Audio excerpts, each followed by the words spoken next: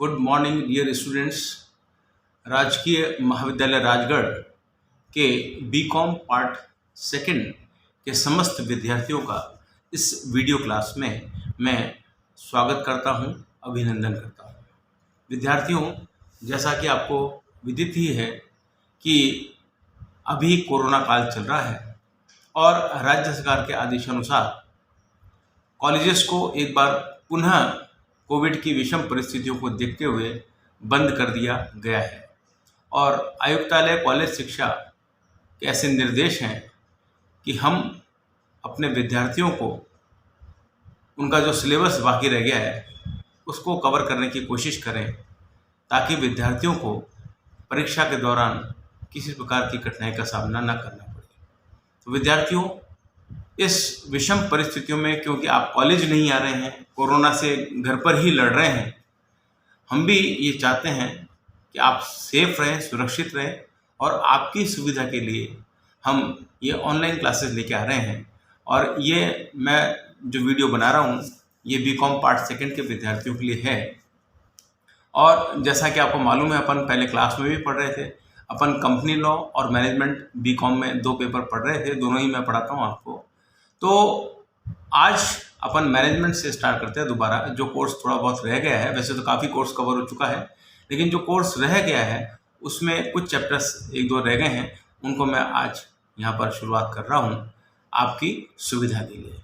और जैसा कि आपको मैंने भी बताया कि आयुक्तालय के भी निर्देश हैं कि विद्यार्थियों का सिलेबस जहाँ तक हो सके पूरा कराया जाए। तो उसी कड़ी में आज मैं एक इम्पॉर्टेंट टॉपिक लेने जा रहा हूँ जिसका नाम है नेतृत्व या लीडरशिप। अब ये लीडरशिप क्या है, नेतृत्व क्या है, इसको हम जाने उसके पहले एक महान प्रबंध शास्त्री हुए डब्ल्यू.जी. बेनिस के अनुसार नेतृत्व क्या है या उन्होंने नेतृत्व को किस तरीके से समझा वो मैं आपको बताता हूँ। डब्ल्यू.जी. बेनिस कहते हैं कि देयर आर मैनी इंस्टीट्यूशंस, संसार में बहुत सी संस्थाएं हैं। I know they are very well managed but poorly lead.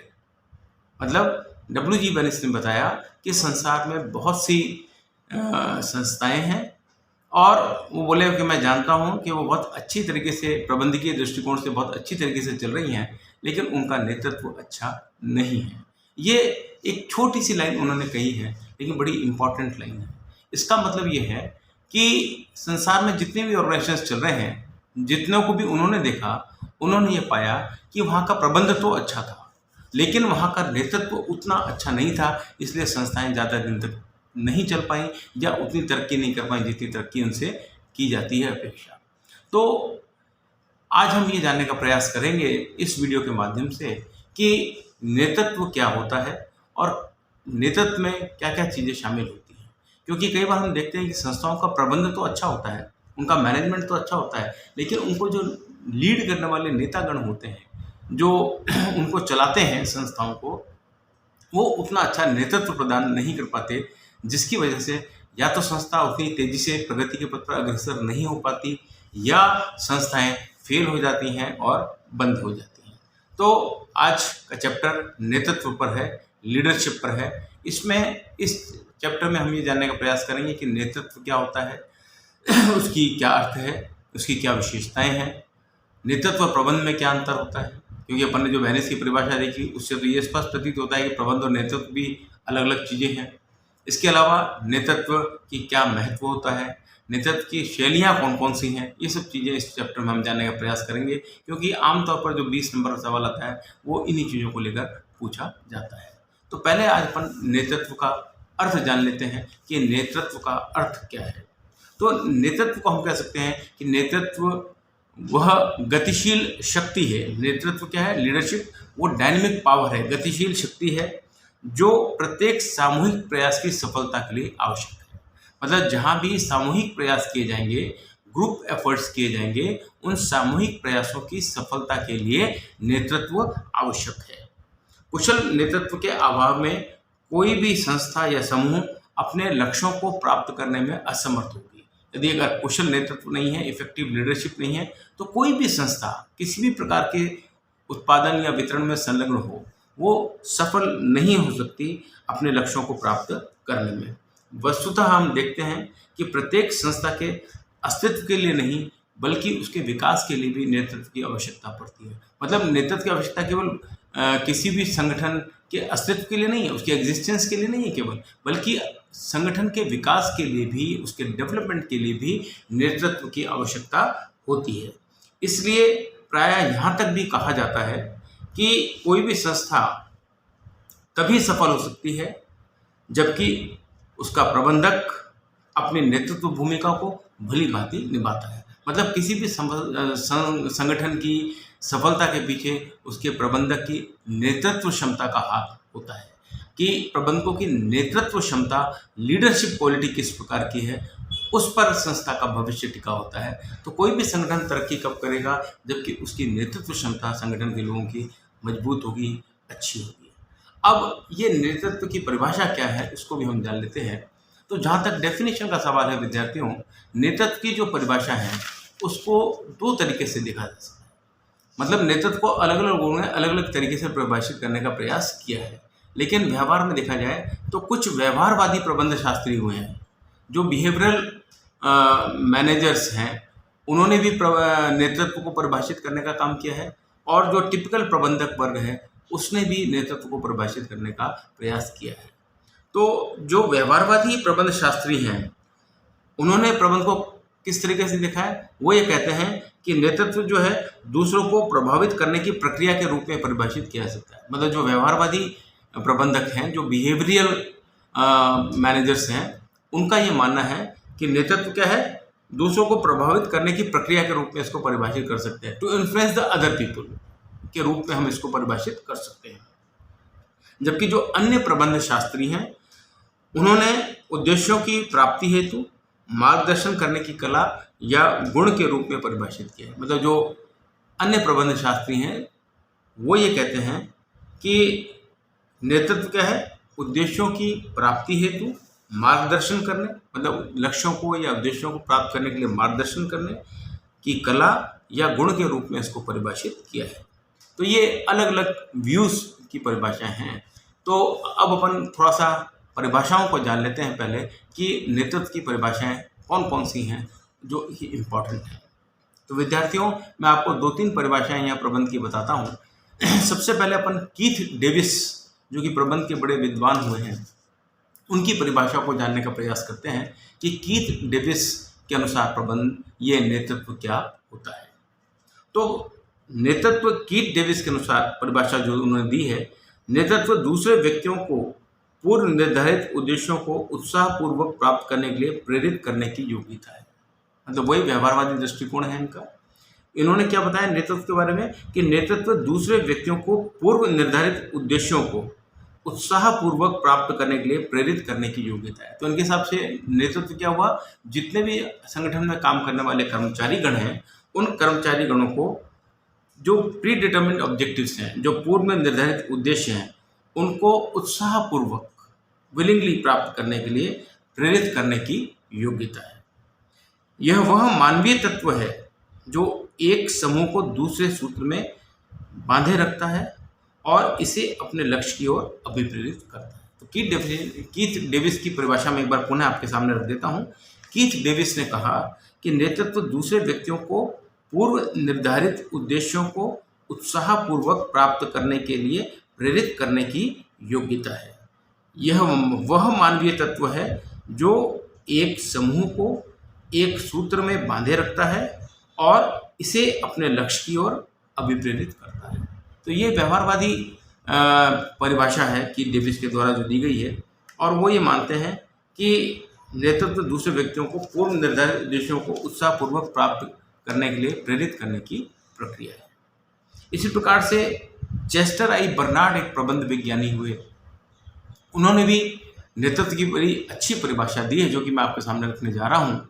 Chester I Bernard ने बताया कि नेतृत्व से तात्पर्य किन्हीं व्यक्तियों के व्यवहार का वह गुण है जिसके द्वारा वे सामूहिक प्रयास में लोगों या उनकी क्रियाओं का मार्गदर्शन करते हैं।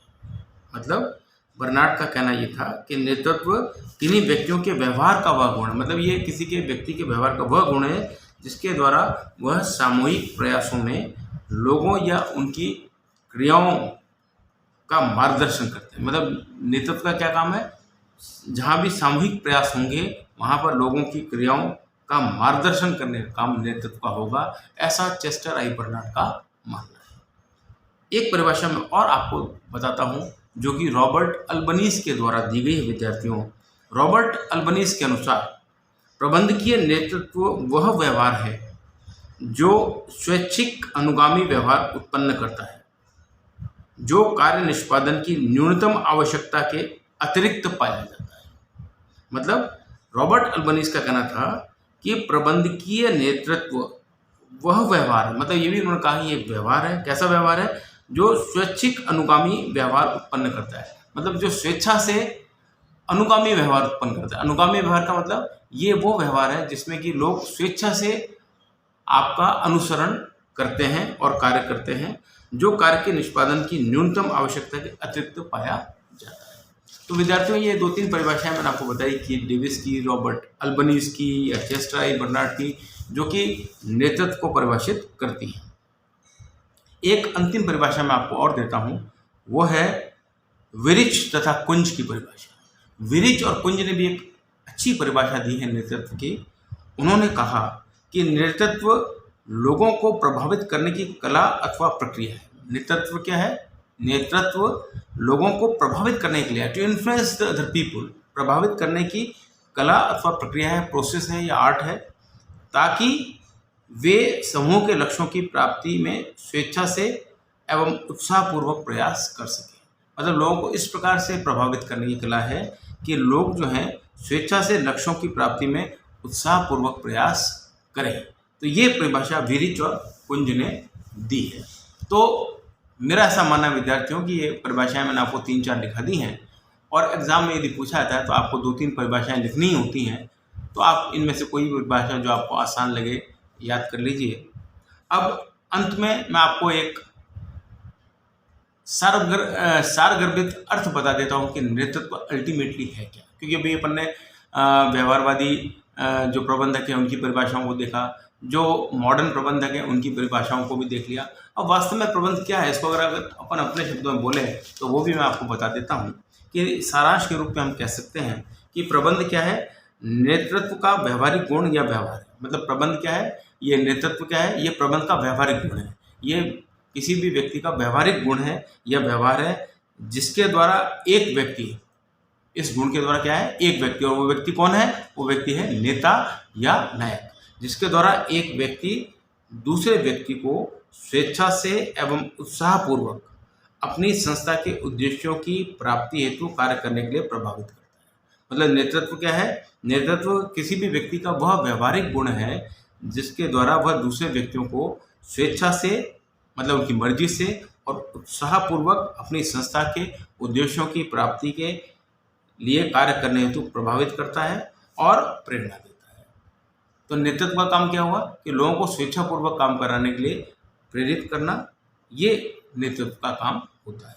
नायक जो है या नेता जो है वो अपने व्यवहार से अपने अनुयायियों को इस प्रकार प्रभावित करता है जिससे वे अपने कार्य को स्वेच्छापूर्वक करने को तत्पर हो जाते हैं। मतलब नेता जो है या नायक जो है या लीडर जो है वो अपने अनुयायियों को इस प्रकार से प्रभावित करता है कि वो किसी भी कार्य को करने के लिए स्वेच्छापूर्वक तैयार हो जाते हैं।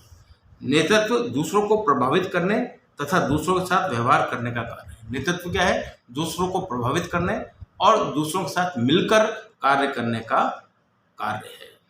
यह आपसी व्यवहार की वह कला है जिससे उद्देश्यों की प्राप्ति में अन्य लोगों का स्वैच्छिक सहयोग प्राप्त किया जा सकता है। मतलब ये व्यवहार की वह कला है, ये वो आर्ट है जिसके द्वारा उद्देश्यों की प्राप्ति में अन्य लोगों का स्वैच्छिक सहयोग प्राप्त किया जा सकता है। तो कुल मिलाकर नेतृत्व की यदि हम बात करें तो नेतृत्व क्या है, ये किसी भी व्यक्ति का, जो नायक है उसका व्यक्तिगत गुण है, व्यवहारिक गुण है, जिसके द्वारा वो लोगों को प्रभावित करने का प्रयास करता है और साथ ही साथ इस प्रयास में वो लोगों को स्वेच्छापूर्वक, मतलब विलिंगली कार्य करने के लिए प्रेरित करने का काम भी करता है। तो ये नेतृत्व की अर्थ और परिभाषा हुई जिसको आज अपन ने जाना। तो विद्यार्थियों, वीडियो कोई बहुत ज़्यादा लंबा ना हो जाए इसलिए मैं आज इस वीडियो को यहीं समाप्त करता हूँ।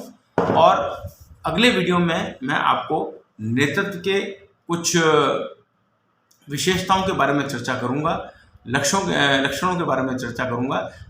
उन लक्षणों और विशेषताओं को जानने के पश्चात आपको नेतृत्व का अर्थ और अच्छी तरीके से समझ में आ जाएगा। तो आज के वीडियो में आशा करता हूं कि अपन ने जो नेतृत्व का अर्थ मैंने आपको बताया है वो आपको भली भांति समझ में आ गया होगा। अब आप मेरे अगले वीडियो का इंतज़ार कीजिए, जिसमें अपन नेतृत्व के लक्षणों के बारे में चर्चा करेंगे। धन्यवाद।